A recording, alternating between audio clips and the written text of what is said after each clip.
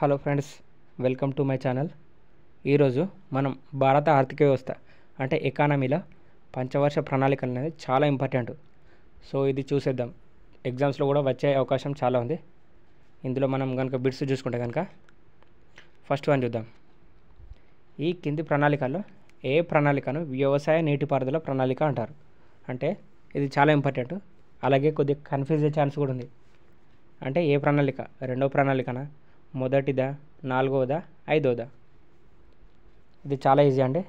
Answer వచ్చేసి మొదటి ప్రణాళిక, అంటే ఆప్షన్ రెండో ఆప్షన్. Next one 28 question. 1951లో మొదటి స్టేట్ ఫైనాన్స్ కార్పొరేషన్ ఏ రాష్ట్రంలో ఏర్పాటు చేశారు? 1951లో కర్ణాటకనా, రాజస్థానా, ఆంధ్రానా, పంజాబా? సో దీని ఆన్సర్ చూసుకున్నాం, పంజాబ్లో వచ్చేసి మొదటి finance corporation, state finance. Next, మొదటి ప్రణాళిక కాలంలో దేశీయ బడ్జెట్ వనరులు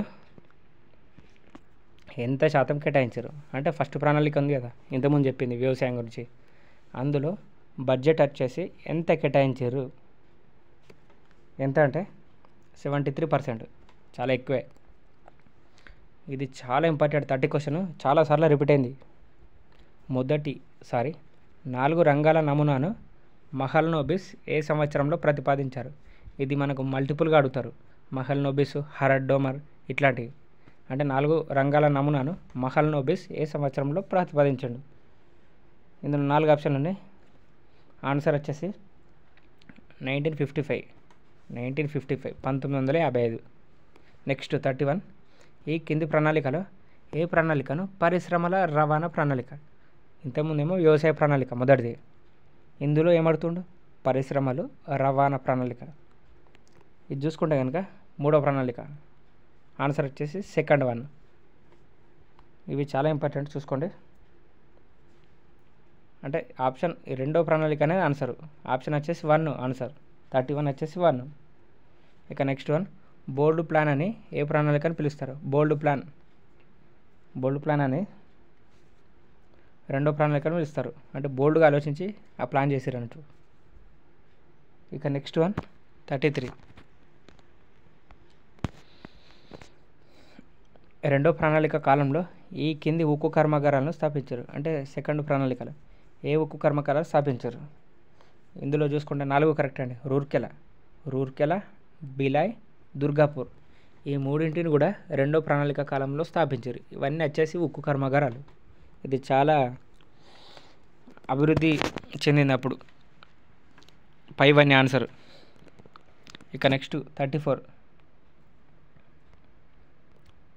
ఆదాయ పంపిణీ అసమానతలు తగ్గించేందుకు అలాగే పరిశీలించేందుకు ఏ కమిటీని నియమించారు? ఆదాయ పంపిణీ అసమానతలు అంటే ఆదాయాన్ని పంపిణీని సమానంగా పంచేటట్టు ఏ కమిటీని నియమించారు? సో ఆన్సర్ వచ్చేసి మహల్నోబిస్, ఫస్ట్ వన్. ఇక నెక్స్ట్ చూసుకుంటే కనుక ఈ కింది వాటిలో ఏ ప్రణాళిక పీతాంబర్ పంత్ రచించిన సిద్ధాంతాలపై ఆధారపడి పనిచేస్తుంది? పీతాంబర్ పంత్ ఆయన సిద్ధాంతాలపై ఏ ప్రణాళిక ఆధారపడి పనిచేస్తుంది? దీని ఆప్షన్స్ వచ్చేసి పైన ఉన్నాయి, చూపిస్తాను. First one 4th, 3rd, 5th, 6th. So దీని ఆన్సర్ కనుక చూసుకుంటే కనుక ఇదండి, మూడో ప్రణాళిక. ఇది second one answer, Pitambar Pant. Next one, మొట్టమొదటిసారిగా రూపాయి మూల్యహీనీకరణ ఎప్పుడు చేశారు? మొట్టమొదటిసారి రూపాయి మూల్యహీనీకరణ ఎప్పుడు చేశారు? ఎప్పుడంటే 1949, అంటే స్వాతంత్రం వచ్చినాక 2 ఇయర్స్కు. Next one 37. మూడో ప్రణాళిక ఏ కారణాల వల్ల విఫలమైంది? మూడో ప్రణాళిక వచ్చేసి ఫెయిల్ అయింది. సో ఎందుకు? పాకిస్తాన్ తోటి యుద్ధమా, చైనాతో యుద్ధమా, ఋతుపవనాల వైఫల్యమా, పైవన్యా? సో దీని ఆన్సర్ చూసుకుంటే కనుక ఈ ప్రతి ఒక్కటి కూడా కారణాలండి. పాకిస్తాన్తో యుద్ధం జరిగింది, అప్పుడు చైనాతో కూడా జరిగింది. ఋతుపవనాలు అంటే మనకు వర్ణుడు కూడా కనికరించలేదు. నెక్స్ట్ వచ్చేసి పైవన్నీ. సో ఆన్సర్ వచ్చేసి ఇవన్నీ కారణాలే. ఇక నెక్స్ట్, మూడో ప్రణాళిక కాలంలో ఈ కింది వాటిని ఏర్పాటు చేశారు? అంటే ఆ టైంలో ఏ సంస్థలు ఏర్పాటు చేశారు?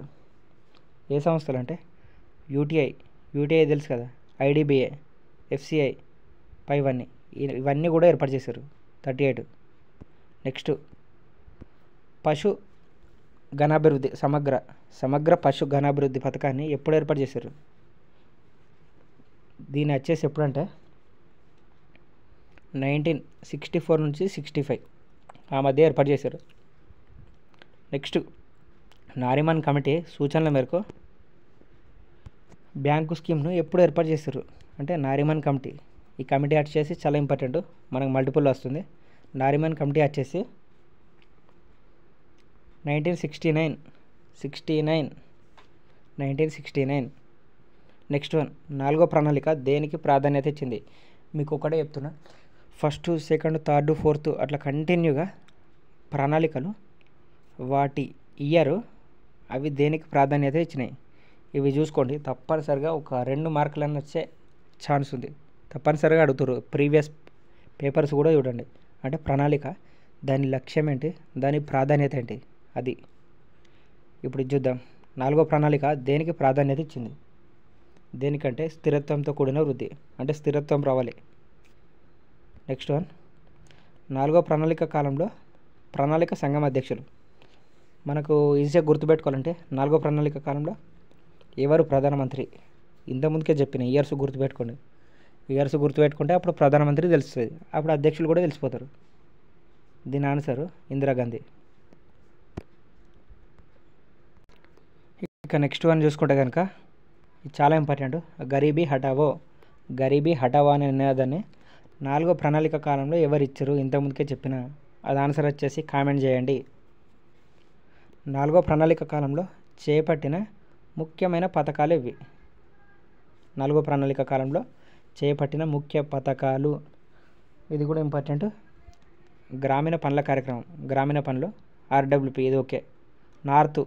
నార్త్ ఈస్ట్ కౌన్సిల్, ఇది దేనికోసం అంటే ఈశాన్య రాష్ట్రాల కోసం.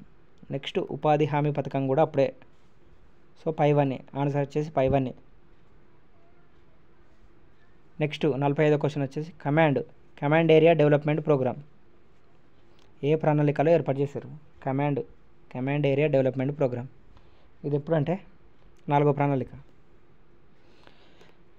ఆంధ్రప్రదేశ్ రాష్ట్ర ప్రణాళిక బోర్డును ఇప్పుడు ఏర్పాటు చేశారు. 46 క్వశ్చన్, ఆంధ్రప్రదేశ్ రాష్ట్ర ప్రణాళిక బోర్డు ఎప్పుడు ఏర్పాటు చేశారంటే 1974.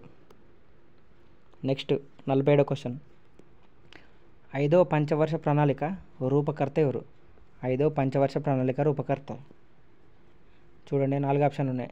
గాడ్గిల్, థర్, పీసీ మహల్నోబిస్, అశోక్ మెహతా. వీళ్ళ పేర్లు గుర్తుపెట్టుకోండి, చాలా ఇంపార్టెంట్. 5వ పంచవర్ష ప్రణాళిక రూపకర్త వచ్చేసి DP Dhar, second option DP థర్.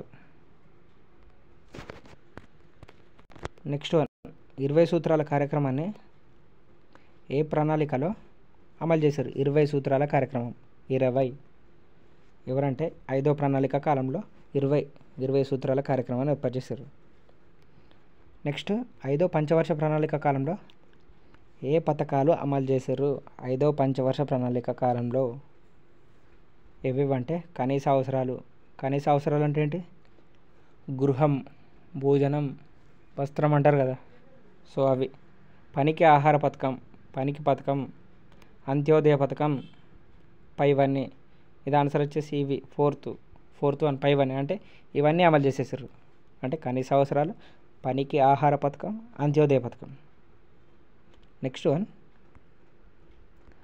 మొట్టమొదటి జాతీయ జనాభా విధానాన్ని ఎప్పుడు ప్రకటించారు? మొట్టమొదటి జాతీయ జనాభా విధానం ఇది ఎప్పుడు అంటే 1975. ఆన్సర్ వచ్చేసి third one. Next one, housing development finance corporation ఎప్పుడు ఏర్పాటు చేశారు? హెచ్డిఎఫ్సి ఎప్పుడు ఏర్పాటు చేశారు? 1977. మొదటిసారిగా నిరంతర ప్రణాళికలు అనే భావాన్ని ఎవరు ప్రవేశపెట్టారు? నిరంతర ప్రణాళికలు అంటే ఇవి ఎప్పటికీ సాగుతూనే ఉంటాయి.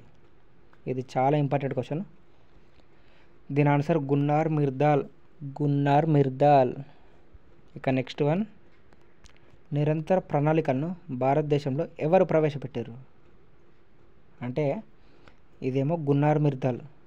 నెక్స్ట్ 53 వచ్చేసి ఎవరు ప్రవేశపెట్టారు అంటే ఎవరు అమలు చేశారు, ఎవరంటే జనతా ప్రభుత్వం. జనతా ప్రభుత్వం అనేది నిరంతర ప్రణాళికలను ప్రవేశపెడితే కాంగ్రెస్ ప్రభుత్వం అప్పుడు ఇందిరాగాంధీ గారు ఉండే, వాళ్ళు నిరంతర ప్రణాళికలను ఆపేసారు. అంటే ఈ గవర్నమెంట్ ఆ గవర్నమెంట్కు వ్యత్యాసం ఉంటుంది కదా, సో అట్లా. నెక్స్ట్ వన్, నిరంతర ప్రణాళికలను ఇందిరాగాంధీ అయితే రద్దు చేసింది, ఇంతకుముందుకే చెప్పిన. ఎప్పుడు ఏ టైంలో రద్దు చేసింది, ఏ టైం అంటే 1980. ఇక నెక్స్ట్ వన్ 55 క్వశ్చన్ వచ్చేసి ఎనిమిదవ ప్రణాళిక కాలంలో ప్రణాళిక సంఘం ఉపాధ్యక్షుడు. ఇంతకుముందుకు అధ్యక్షులు అడిగారు కదా, ఇప్పుడు ఉపాధ్యక్షులు. తివారీ, కాసు బ్రహ్మానందరెడ్డి, మన్మోహన్ సింగ్, ప్రణబ్ ముఖర్జీ. ఇది చాలా ఈజీ అండి. 8వ ప్రణాళిక కాలం మనకు టైం పీరియడ్ తెలిస్తే చాలా ఈజీ ఇది క్వశ్చన్. ఎట్లా అంటే ఎన్డి తివారీ, కాసు బ్రహ్మానందరెడ్డి ఎప్పుడున్నారు, తెలంగాణ ఉద్యమం అప్పుడున్నారు స్టార్టింగ్లో, అంటే 1969 ఆ టైంలో. అప్పుడు మన్మోహన్ సింగ్ వచ్చేసి 2007 ఆ ఏరియాలో ఉన్నాడు. ప్రణబ్ ముఖర్జీ వచ్చేసి రీసెంట్గా, అంటే ఆయన రాష్ట్రపతి అయ్యారు. సో దీని ప్రకారం చూసుకుంటే ఎన్డి తివారీ, వీళ్ళందరూ ఆ టైం పీరియడ్కు సంబంధించిన వాళ్ళు కాదు. అలాగే వాళ్ళు ఇక నెక్స్ట్ వన్ 56 వచ్చేసి మిలియన్ బావుల పథకాన్ని ఏ ప్రణాళికలో ప్రారంభించారు. మిలియన్ బావుల పథకాన్ని, ఇది కూడా చాలా ఇంపార్టెంట్. ఇది ఎవరంటే 7వ ప్రణాళిక కాలంలో ప్రారంభించారు, 7వ ప్రణాళిక. లాస్ట్ వన్, ఏ పథకాలను కలిపి జేఆర్వై ప్రారంభించారు. అంటే ఏ పథకాలు ఉంటాయి కదా, కొన్ని పథకాలన్నీ ఒక దగ్గర చేర్చి కొత్త పథకాన్ని ప్రారంభించారు, జేఆర్వై. ఇది ఏంటంటే ఫస్ట్ ఎన్ఆర్ఈపీ ప్లస్ ఆర్ఎల్ఈజీపీ, ఎన్ఆర్ఈపీ ఆర్ఎల్ఈజీపీ. ఇంతే అండి.